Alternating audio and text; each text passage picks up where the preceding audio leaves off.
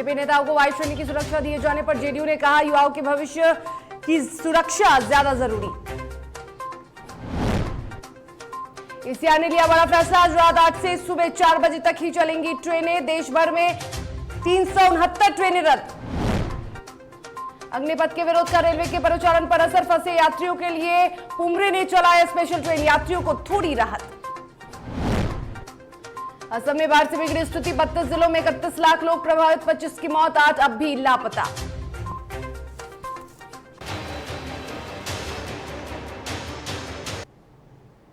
नमस्कार, आप देख रहे हैं DTV भारत और मैं हूं आपके साथ शर्मिला चौहान। खबरों में आगे बढ़ेंगे और खबरों की शुरुआत करेंगे और सबसे पहले बात अग्निपथ स्कीम को लेकर जो परेशानी हो रही है, जो विवाद चल रहा है, उस पर बात करेंगे। बिहार में छात्रों के निशाने पर आए 12 बीजेपी नेताओं की सुरक्षा अब केंद्र सरकार करेगी। इनकी सुरक्षा का जिम्मा केंद्र सरकार ने उठाया है। बीजेपी के 12 नेताओं को वाई कैटेगरी की सुरक्षा दी गई है। बीजेपी नेताओं की सुरक्षा बढ़ाए जाने पर जेडीयू का बयान भी सामने आया है। जेडीयू प्रवक्ता नीरज कुमार ने कहा कि उनकी सुरक्षा से ज्यादा जरूरी छात्रों की भविष्य है और छात्रों की भविष्य की सुरक्षा है। युवाओं के भविष्य की सुरक्षा सुनिश्चित हो, इस दिशा में सार्थक पहल होनी चाहिए। दरअसल केंद्रीय गृह मंत्रालय ने बीजेपी के 12 नेताओं की सुरक्षा का जिम्मा अपने ऊपर लिया है। बिहार में अग्निपथ आंदोलन के दौरान बीजेपी के नेताओं को उपद्रवियों ने निशाना बनाया था और इसे देखते हुए केंद्रीय गृह मंत्रालय ने सीआरपीएफ की सुरक्षा बीजेपी नेताओं को देने का फैसला लिया है।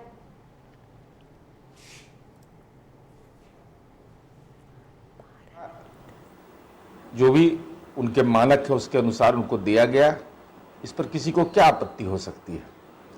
वो जाने किन कारणों से उनको सुरक्षा की जरूरत थी, किन कारणों से सुरक्षा दी गई है, लेकिन उससे भी बड़ा सुरक्षा युवाओं के भविष्य को लेकर के है कि उनके मन के अंदर में कोई संशय नहीं रहे, उनके भविष्य की सुरक्षा हो, इस दिशा में हम समझते हैं कि सार्थक पहल होनी चाहिए।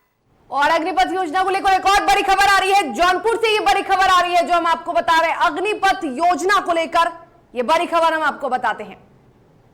तो बता दें कि अग्निपथ योजना को लेकर एक बड़ी खबर है जौनपुर से।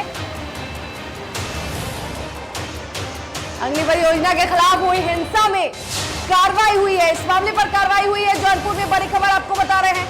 बदलापुर सिकरारा में उपद्रव करने वाले 41 उपद्रवियों को गिरफ्तार किया गया है। मामले में 125 नामजद, 500 अज्ञात के खिलाफ मामला दर्ज किया गया है। बड़ी खबर, उपद्रवियों की संपत्ति जब्ती की प्रक्रिया भी शुरू हो चुकी है। इस वक्त की बड़ी खबर आपको बता रहे हैं। अग्निपथ योजना के खिलाफ हुई हिंसा मामले में कार्रवाई की गई है और इस मामले में कई लोगों की गिरफ्तारी हुई है। जी हां, 41 उपद्रवियों को गिरफ्तार। बड़ी खबर, मामले में 125 लोगों को नामजद बनाया गया है। साथ ही उपद्रवियों की संपत्ति की जब्ती की प्रक्रिया यानी कुर्की जब्ती की प्रक्रिया भी शुरू हो चुकी है।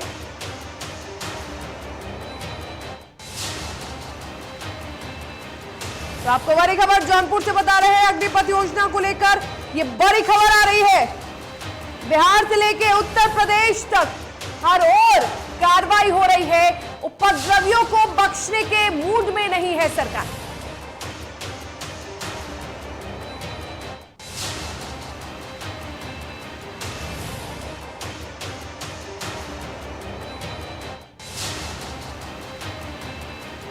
तो बड़ी खबर जौनपुर से आ रही है, जहां बदलापुर सिकरारा में उपद्रव करने वाले 41 उपद्रवियों को पुलिस ने गिरफ्तार किया है। साथ ही पुलिस ने 125 लोग को नामजद किया है। 500 अज्ञात के खिलाफ एफआईआर दर्ज पुलिस ने किया है। ये बड़ी कार्रवाई पुलिस ने की है। उपद्रवियों की संपत्ति जब्ती की प्रक्रिया को भी शुरू कर दिया गया है।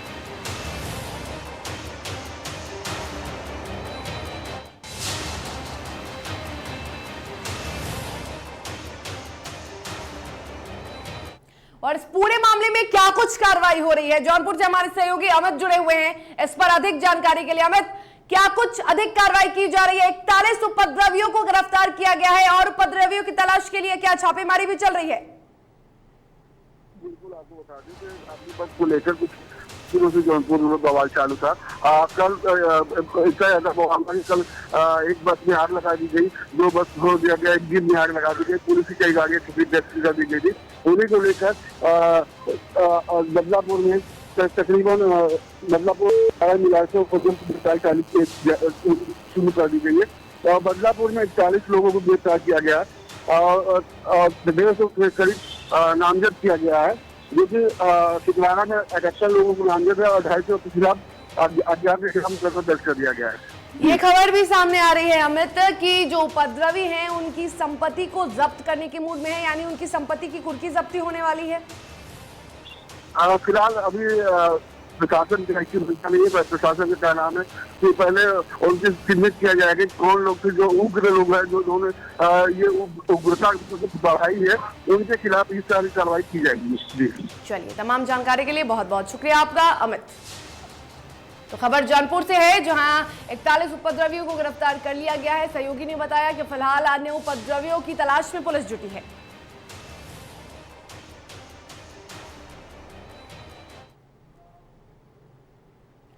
और बीजेपी के प्रदेश अध्यक्ष डॉक्टर संजय जायसवाल के आरोप पर जेडीयू नाराज है। दरअसल संजय जायसवाल के बयान के बाद जेडीयू नेताओं ने पलटवार किया। एक तरफ राष्ट्रीय अध्यक्ष ललन सिंह ने कहा कि संजय जायसवाल अपनी मानसिक संतुलन खो बैठे हैं, तो संसदीय बोर्ड के अध्यक्ष उपेंद्र कुशवाहा ने कहा कि संजय जायसवाल की बातों को गंभीरता से नहीं लिया जाता है।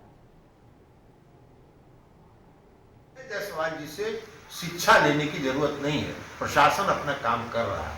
और अगर यही बात है तो भारतीय जनता पार्टी शासित जो प्रदेश है, उत्तर प्रदेश में, हरियाणा में, मध्य प्रदेश में, कई अन्य राज्यों में हिंसक घटनाएं हो रही हैं, वहां क्यों नहीं लोग गोली चलवा दे रहे हैं? मरवा दें हजारों लोगों को, वहां की सरकारों को। संजय जायसवाल जी को कहना चाहिए कि वहां की सरकारों को चाहिए कि सबको गोली से उड़ा दो। तो इस तरह की प्रतिक्रिया जो है वो दर्शाता है कि वो संतुलित नहीं। संजय जायसवाल जी के बयान को इतनी गंभीरता से लेने की जरूरत नहीं। हमेशा इस तरह की बात बोलते रहते। आज पहली बार को उन्होंने सरकार के खिलाफ या प्रशासन के खिलाफ आरोप लगाया हो, ऐसा नहीं है। शराबबंदी के इशू पर और भी कई निर्णय जो बिहार सरकार से संबंधित है, उस पर उन्होंने सरकार के खिलाफ ही, जबकि उनको मालूम है कि बिहार में सरकार है तो भारतीय जनता पार्टी भी उसमें शामिल है, फिर भी इस तरह की बात करते रहते हैं। तो अब इस तरह की बात रोज रोज करते रहते हैं, उनकी बात का क्या मतलब है? वहीं जेडीयू के आरोप के बाद बीजेपी प्रदेश अध्यक्ष ने भी फेसबुक पर पोस्ट कर इस पर पलटवार किया है। क्या कुछ लिखा है जरा देखिए आप। तो संजय जायसवाल ने लिखा है कि ईश्वर आपको सच सुनने की क्षमता दे। दरअसल प्रशासन को लेकर जो गंभीर आरोप संजय जायसवाल ने लगाया, उस पर अब जेडीयू के कई वरिष्ठ नेताओं ने अपनी टिप्पणी दी है और इसी के साथ उन्होंने अब पलटवार करना भी शुरू कर दिया है और डॉक्टर संजय जायसवाल पर कई विवादित, कई आपत्तिजनक बयान भी दिए जा रहे हैं, जिसको लेकर संजय जायसवाल ने पलटवार किया है और उन्होंने पोस्ट कर लिखा है फेसबुक पर कि ईश्वर आपको सच सुनने की क्षमता दे।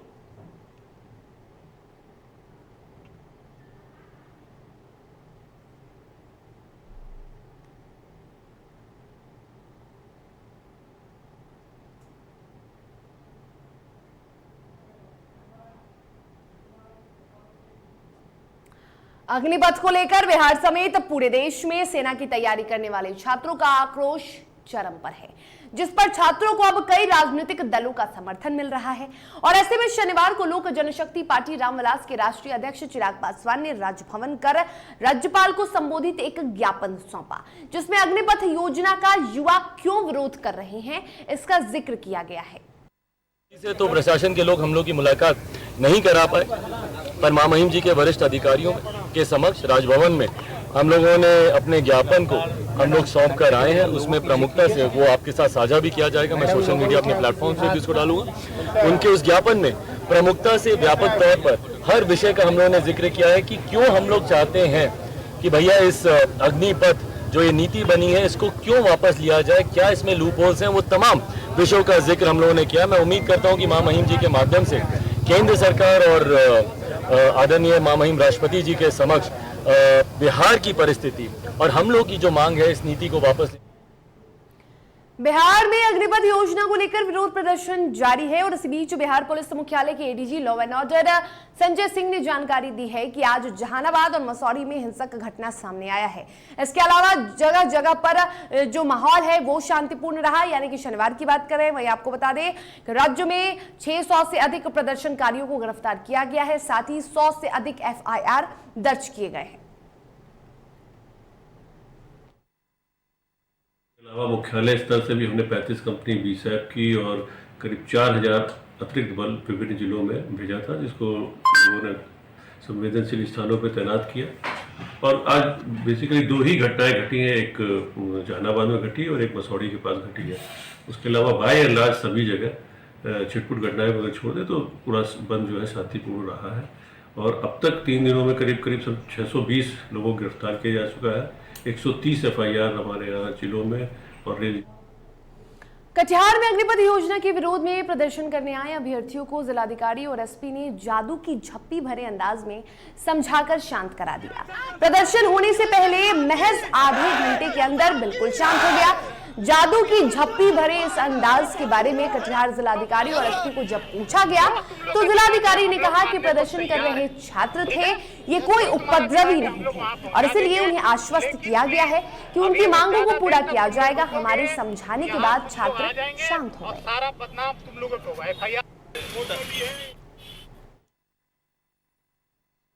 मोस्टली स्टूडेंट्स ही थे, 40-50 की संख्या में थे और देखने से इतना एक्सपीरियंस हमें है कि हमें समझ में आ गया कि वो स्टूडेंट्स हैं, तो उन्हें समझाया गया। बेसिकली हम लोग SP साहब और हम जिला के गार्जियन भी होते हैं।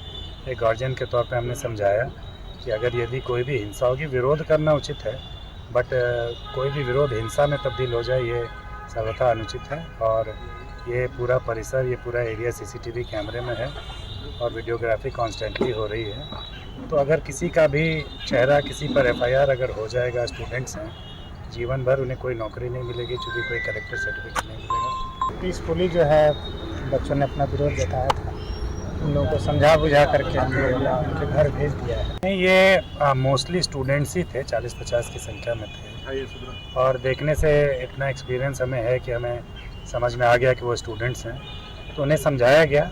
बेसिकली हम लोग SP साहब और हम जिला के गार्जियन भी होते हैं। एक गार्जियन के तौर पे हमने समझाया कि अगर यदि कोई भी हिंसा होगी, विरोध करना उचित है, बट कोई भी विरोध हिंसा में तब्दील हो जाए ये। अग्निपथ योजना के विरोध में चल रहे धरना प्रदर्शन के दौरान हिंसा और आगजनी को लेकर रेलवे ने पूर्व मध्य रेल यानी ECR के स्टेशनों से गुजरने या पहुंचने वाली ट्रेनों के परिचालन में अस्थायी बदलाव किया है। ट्रेनों को रात 8 बजे से सुबह 4 बजे तक चलाया जाएगा। ECR के मुख्य जनसंपर्क पदाधिकारी वीरेंद्र कुमार ने बताया कि शनिवार की रात 8 बजे से 19 जून को अहले सुबह 4 बजे तक ही ट्रेनें चलेंगी। पुनः 19 जून को रात 8 बजे से 20 जून को अहले सुबह 4 बजे तक ट्रेनें चलेंगी। 19 जून को सुबह 4 बजे से ही लेकर रात 8 बजे तक किसी भी ट्रेन का परिचालन नहीं किया जाएगा। वहीं 19 जून को भी रात 8 बजे के बाद उन्हीं ट्रेनों का परिचालन शुरू होगा जो 20 जून सुबह 4 बजे तक गंतव्य तक पहुंच जाएंगी। और चलिए खबरों में आगे बढ़ेंगे और बात करेंगे अग्निपथ स्कीम के खिलाफ बिहार के विभिन्न हिस्सों में जमकर प्रदर्शन हुआ। आक्रोशित युवाओं का उग्र प्रदर्शन लगातार जारी रहा। आपको बता दें कि इस दौरान ट्रेनों के परिचालन पर भी खासा असर पड़ा। वहीं फंसे यात्रियों की सुविधाओं के लिए पूर्व मध्य रेलवे ने स्पेशल ट्रेन चलाने का फैसला लिया है। झाझा पंडित दीनदयाल उपाध्याय जंक्शन एवं धनबाद से स्पेशल ट्रेन का परिचालन 19 और 20 जून को किया जाएगा। इस बात की जानकारी मुख्य जनसंपर्क अधिकारी वीरेंद्र कुमार ने दी। और भागलपुर की बात करेंगे जहां एक बुजुर्ग ने SSP कार्यालय में न्याय की गुहार लगाई। आपको बता दें कि मामला जिले के सबौर थाना क्षेत्र का है, जहां बुजुर्ग पिता का आरोप है कि करीब 3 महीने पहले उनकी बेटी को एक युवक बहला फुसला कर ले गया और उसका अपहरण कर लिया था। बुजुर्ग पिता ने पुलिस पर भी कोई कार्रवाई न करने का गंभीर आरोप लगाया है। जो है ना 21 तारीख को सर गोविंदपुर लखोरिया का जो है ना सर, तो भगा करके सब और कोचिंग से सर लेकर भाग गया है, ठीक ना। और बच्ची जो है ना सर लेकर के बहुत दूर चला गया सर, और 2-2.5 महीना से सर परेशान है। SP बाबू के यहाँ, DIG बाबू के यहाँ जाके जो है ना थाना प्रभारी सर सुनते ही नहीं हैं, एकदम परेशान है सर। हाँ, उसके पीछे सर। कब का मामला है? एक मामला है 21 तारीख का है सर। 21 क्या 21 क्या? 21/3/2022 का मामला है सर। मार्च में ही? मार्च में, हाँ। फिर क्या हुआ?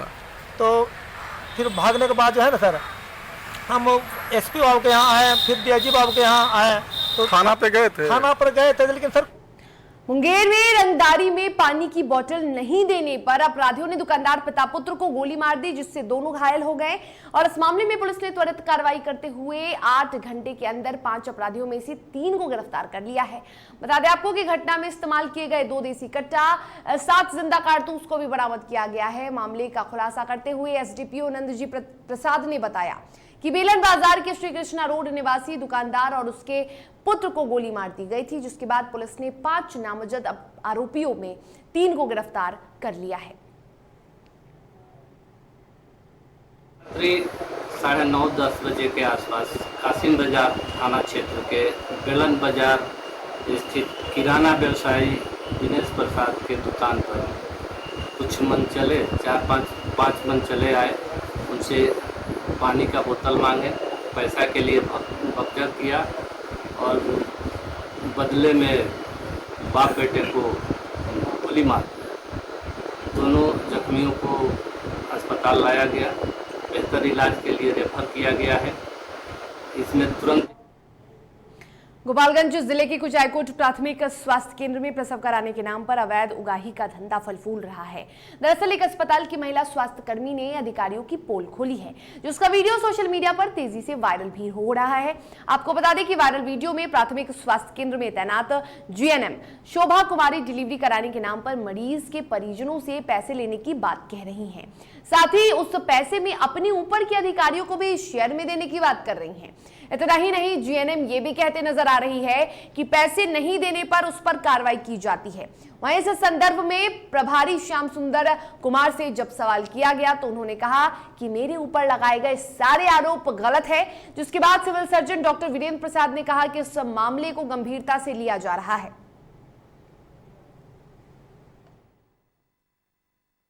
मामले का हम जांच प्रभारी से करवाएंगे और जो दोषी होगा उस पर कड़ी से कड़ी कार्रवाई की जाएगी। नहीं, एकदम नहीं, फ्री ऑफ कॉस्ट है। हम लोग पैसा देते हैं खान पान के लिए, उसको हेल्थ में सुधार करने के। दोषी पाएंगे तो जो भी हो उचित कार्रवाई होगी की जाएगी। तो इस तरह की हमको अभी तक कोई जानकारी नहीं मिली है। अगर इस तरह की अगर कोई बात होती है, अगर ऐसी इस तरह की अगर कोई ऐसा काम करती हैं तो उन पर जरूर कार्रवाई किया जाएगा मेरे द्वारा। हम जांच करवा रहे हैं, जांच करवा के तुरंत उस पर कार्रवाई किया जाए। खगड़िया जिले के चौथम थाना क्षेत्र में वज्रपात से मां और बेटी की मौत घटनास्थल पर ही हो गई। बताया जा रहा है कि ये खेत से घर वापस लौट रही थी जब तेज बारिश के साथ हुई वज्रपात की चपेट में आने से यह हादसा हुआ। घटना की सूचना पर थानाध्यक्ष मनोज कुमार ने शव को कब्जे में लेकर पोस्टमार्टम के लिए भेजा है।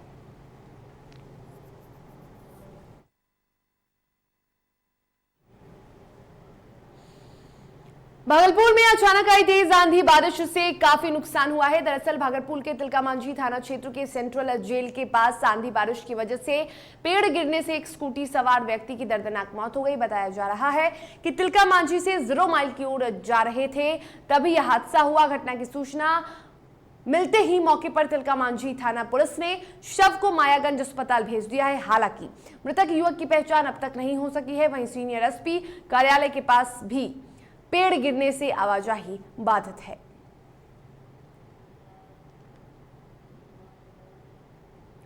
शनिवार को भीषण गर्मी के बीच मूसलाधार बारिश से लोगों के लिए राहत भरा दिन साबित रहा। बता दें आपको कि नालंदा जिले के हिलसा नूरसराय इलाके में मानसून की पहली मूसलाधार बारिश ने हिलसा नगर परिषद की पोल भी खोल दी। अचानक तेज गर्मी के बाद हुई मूसलाधार बारिश के बाद सड़कों पर जल जमाव की स्थिति बन गई।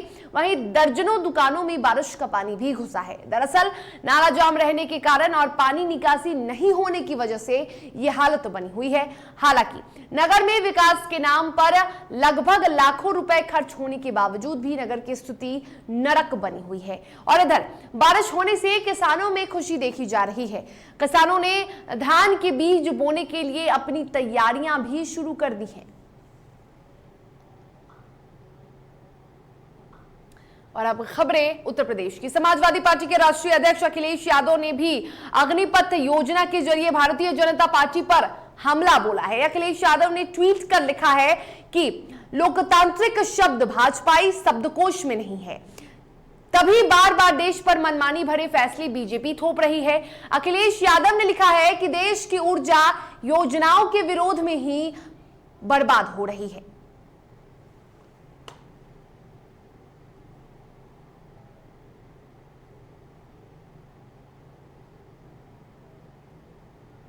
सिद्धार्थनगर में जिले के कलेक्ट्रेट में भारत सरकार की अग्निपथ योजना के विरोध में आम आदमी पार्टी यानी आप ने प्रधानमंत्री को संबोधित उप जिलाधिकारी को ज्ञापन सौंपा। मौके पर आम आदमी पार्टी के जिलाध्यक्ष ने कहा कि जिस तरह से सरकार ने सेना भर्ती की अवधि को 4 साल के लिए किया है, ये देश हित में नहीं है और इस तरह से सरकार सेना के आत्मबल को कम करने का काम कर रही है।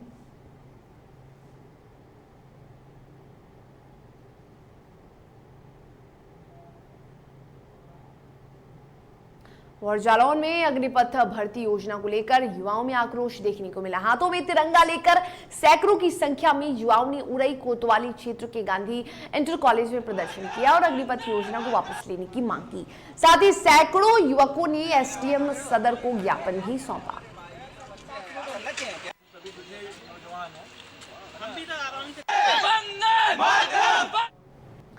अग्निपथ योजना को लेकर बवाल यूपी के कई जनपदों में भी देखने को मिला। शनिवार को जौनपुर के बदलापुर में अग्निपथ स्कीम के विरोध में प्रदर्शनकारियों ने पथराव किया, जिसमें 5 पुलिसकर्मी घायल हो गए थे। आनंद फानंद में सभी को सीएचसी बदलापुर में भर्ती कराया गया, जहां सभी का इलाज जारी है।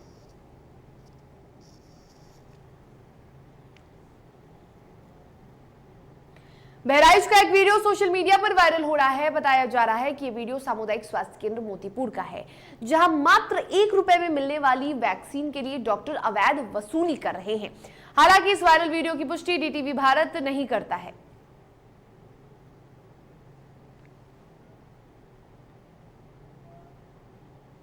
मिर्जापुर की शहर कोतवाली पुलिस ने बड़ी सफलता हासिल की है। दरअसल पुलिस ने लूट के आरोपी को गिरफ्तार किया है। साथ ही आरोपी के पास से एक तमंचा, 2 कारतूस और लूट के 23,000 रुपए बरामद किए गए हैं। बता दें आपको कि आरोपी ने करीब 1 महीने पहले बुजुर्ग महिला से 50,000 रुपए की लूट की घटना को अंजाम दिया था।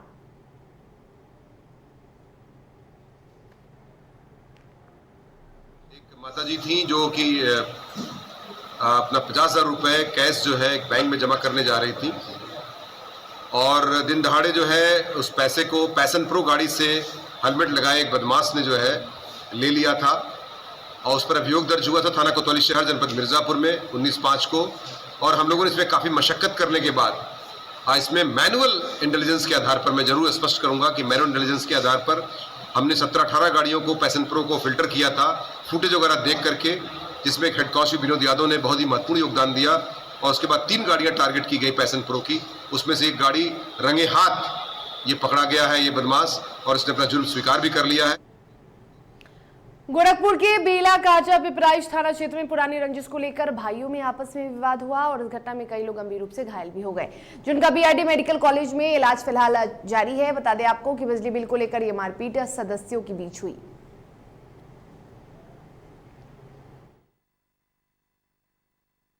घटना जो हुई है ये आपके बेलाकाटा पिपराइच थाना के अंतर्गत गोरखपुर जिले में हमको और हमारी माताजी को और हमारे पिताजी और हमारी बहन को, जो कि हमारे पिताजी के भाई हैं नरेंद्र सिंह, उनके लड़के अनिल सिंह और उनकी लड़की खुशबू, रिशु, उनकी पत्नी उषा और उनके जो मतलब एक और भाई जो है मुन्ना सिंह और जो उनकी बीबी और जो इत्यादि जो लोगों ने मिलकर मारा है। हमारी माताजी जो कि पिपराइच ब्लॉक से रेफर होकर बीआरडी में इमरजेंसी में भर्ती हुआ, जो कि बहुत ज़्यादा। और चंदौली में प्री मानसून की एंट्री हो चुकी है। दरअसल यहां तेज आंधी के साथ बारिश शुरू हुई, जिससे यहां अचानक मौसम में हुए बदलाव से आम लोगों को गर्मी से बड़ी राहत मिली है। आपको बता दें कि सभी यहां बेसब्री से मानसून का इंतजार कर रहे थे।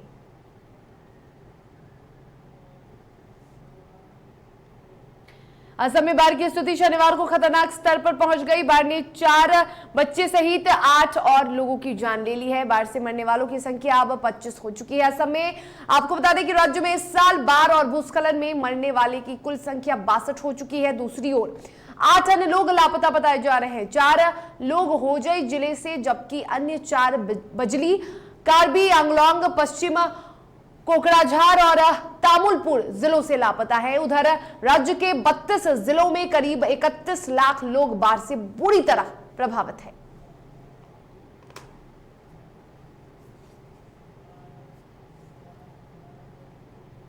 और इसी के साथ खबरों के सफर में फिलहाल हमें दीजिए इजाजत और आप देखते रहिए DTV भारत। नमस्कार।